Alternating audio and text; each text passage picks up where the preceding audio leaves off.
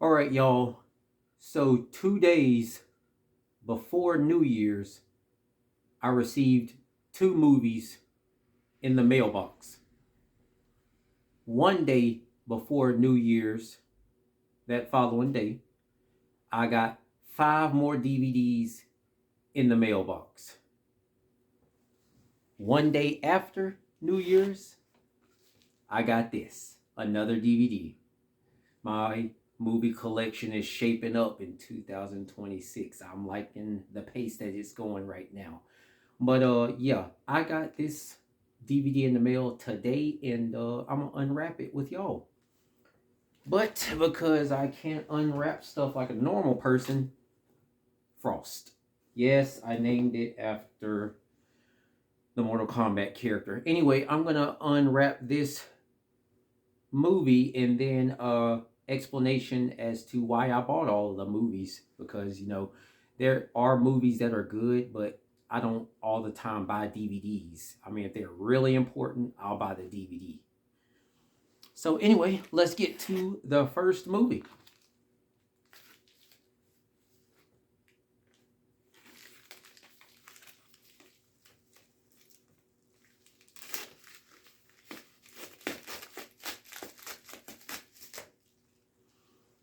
Thank you, Frost. Good job, girl. Yeah, it's what I thought it was. Now, first explanation. Black people, if you've seen this movie, oh, okay. If you've seen this movie, you know what part I automatically think of. Mahalia Jackson singing a song, every single black person crying, looking at this. Let me tell you something. I bought this DVD because I've never seen a more dedicated on screen mother. Okay? The lady in this movie, she was dedicated to her daughter. Absolutely dedicated to her. And I just ain't seen nothing to match her energy when it comes to motherhood. I mean, she loved her daughter no matter how many times she tried to push her mother away. Man, if you've seen this movie, whew, I still want to hurt the actress to this day. That's how much it makes you feel. Oh my goodness. She treated her mother so wrong in that movie. But hey, that's acting. I know it's acting, but still kind of want to hurt the girl. This movie will make you feel a lot of things, man. Dealing with racism and looking at motherhood through the lens of this movie, it's a great movie. But the other movies I got in the mail, the other 7 movies,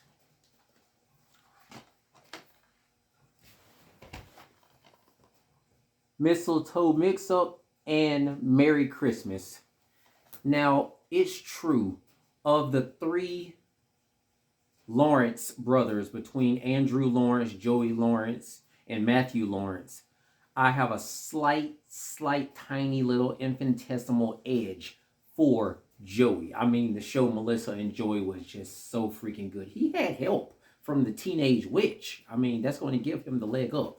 But if I'm being serious, I have the most fun watching Andrew Lawrence, I believe the youngest brother, and he's the one who directed these two movies.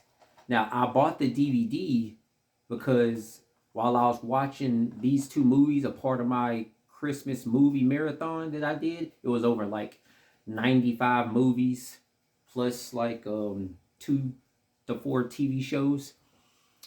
I was watching these two movies, and my favorite couple in the movie was Callie and Andrew Lawrence's character. They were my favorite couple. I mean, by far. I mean, Joey Lawrence's girl, she was great, but Callie was better. I did. I liked their couple. I liked the couple that was in this movie. So that's why I bought this DVD. Now, this movie is more recognizable. That awkward moment. Now, some of y'all may know this about me, but I will buy a DVD just for one actor. You see who's here. You see my boy Miles Teller from The Gorge. Yes, I bought The Gorge for Miles Teller, and I bought that awkward moment for Miles Teller. Now, that's not the only reason why. There's a scene in the movie that I think a lot of people should think about. I mean, it's pretty relevant in today's society. Michael B. Jordan, his character is accomplished. He's a good-looking dude. He treated his woman right in the movie, and he says something that made me think. He said, "But I checked all the boxes. I checked all the boxes, and my relationship still didn't work out." And that's something to think about. I mean, if you think about, you could be handsome, you could have a nice job, you could treat your girl right, and yet and still the relationship doesn't work out for whatever reason. That's, I just thought that's something to think about. That's a pretty good life lesson. Just something to chew on. And I kept thinking about that ever since I watched this movie, so I bought the DVD. And that's why I bought this one. And of course, Miles Teller. Another scene where I think about a lot is in this movie. This Is Where I'll Leave You. Tina Fey, Timothy Olyphant. Timothy Olyphant from Justified. We all know Tina Fey. Tina Fey gives Timothy Olyphant's character a hug in that movie. And they've been like lifelong friends, and they're preparing to sit shiva for a funeral or whatever, and Tina Fey's character meets Timothy Olyphant's character, and the hug that Tina Fey gives him,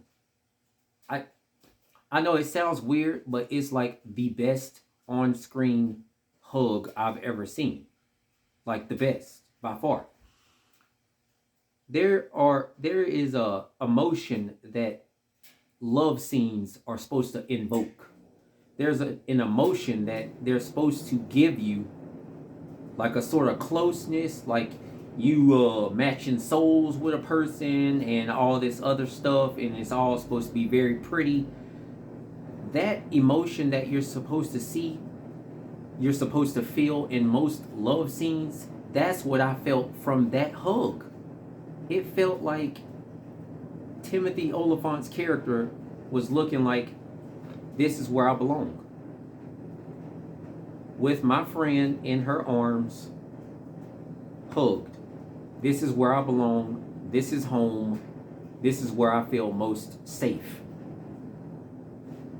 And that's what it felt like looking at that hug in this movie. I ain't never seen nothing like it. Best on screen hug I've ever seen. And it sounds weird because normally you don't think about how great a hug might be in a movie, but yeah, I think about it when I watch This Is Where I Leave You.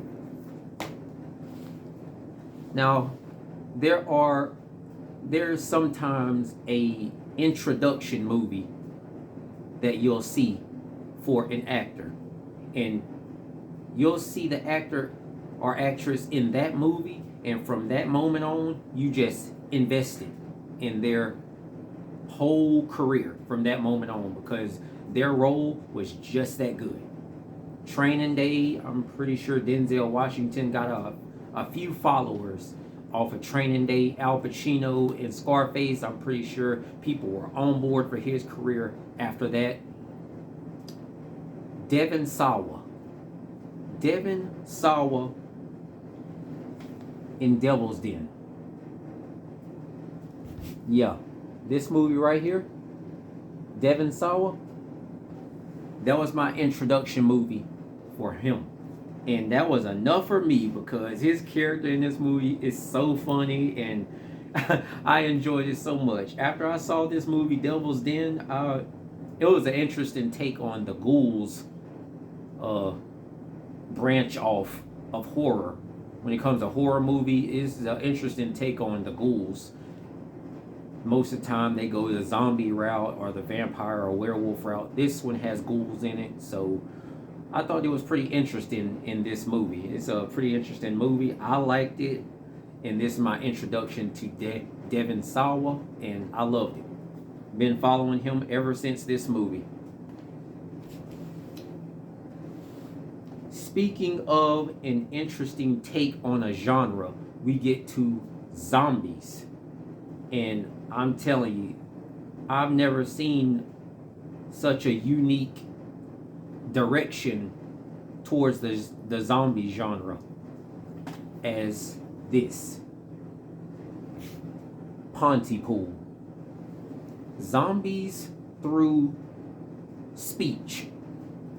I know, zombies through speech. That sounds crazy. Zombies being made through speech. It's crazy. The character Laurel Ann Drummond, that scene where she starts wigging out and then she finally collapses because her mind pretty much melted at that point. That scene was crazy. Pontypool, if anybody's ever seen it, great movie. I loved it. Very interesting take on the zombie genre. Now, if we leave the US and go to, I believe, France. I think it's a French movie. I'm not sure. I think it's a French movie. French Christmas murder mystery movie. 8 Women. Now, if anybody's ever seen this movie, 8 Women, yeah, it's a good musical. It's an interesting musical. I like this movie, but most of all, Emmanuelle Bear. Emmanuelle Bear from Date with an Angel. She's in this movie, and Isabelle Huppert. Isabelle Huppert is from my 3rd favorite episode of Law and Order SVU. You'll know her as the mother from Shattered. Yeah, that episode. That's my 3rd favorite episode of all time in Law and Order SVU, and that actress is in this movie. I seen her in that episode of Shattered, and I'm like, I'm with her. I'm with her. That chick, wow. Wow. She went very far. She is a great actress, Isabelle Huppert. And so is Emmanuelle Bear. And they were in this movie, which I also watched for my Christmas movie marathon. And since they're both in this, yeah, I put this movie on my Christmas movie marathon every single year. And for good reason. It's a great movie.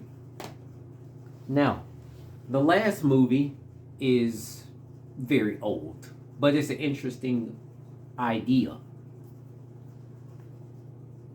Hercules and Samson and Ulysses. Now imagine Arnold Schwarzenegger